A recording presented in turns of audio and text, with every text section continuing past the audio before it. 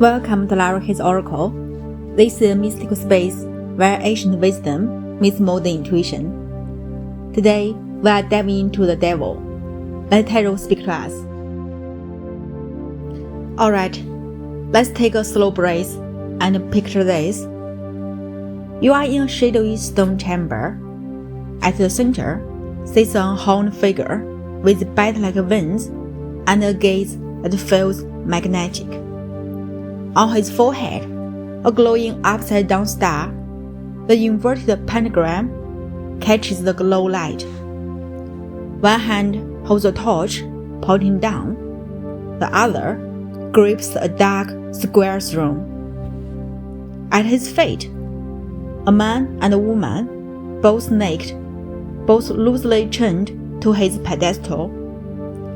Tiny horns peek from his head, and small tails curl behind them, a quiet warning that the longer they stay, the more like him they become. It feels heavy, intense, like you cannot look away. But here's the twist. Those chains, they are loose. They could walk away at any moment, if they choose. Okay, let's start with the horns and wings. The thick ram horns and leathery wings show raw instinct. These aren't evil parts of us. They are our drive, our desires, our temptations. The parts that want pleasure now and questions later.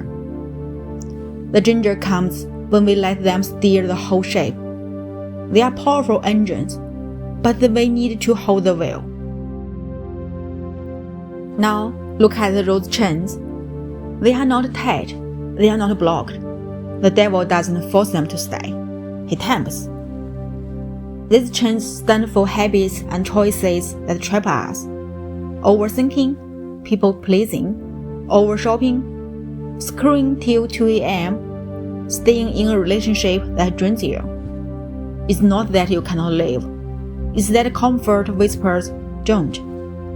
So ask yourself, where in my life am I stuck simply because it's familiar?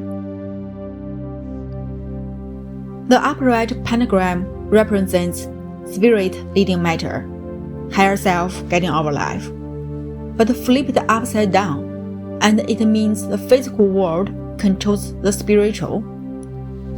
The material rules over meaning. That's why it sits reversed on the devil's forehead. Same with the torch. Instead of lighting the way, it burns downward, fading shadow.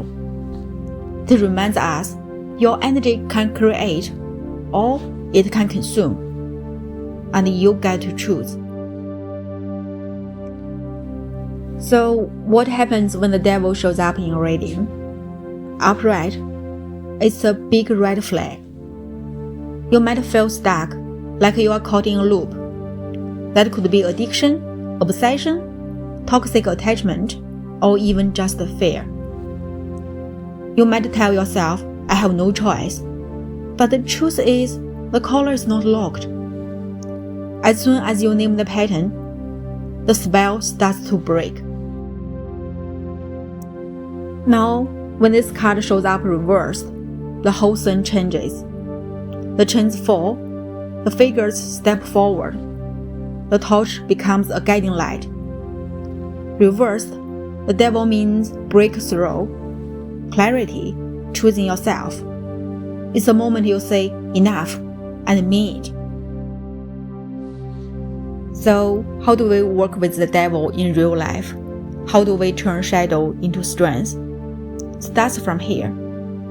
Name the chain, say it out loud or write it down. I feel stuck in what? Just saying it breaks half the illusion. Then flip it.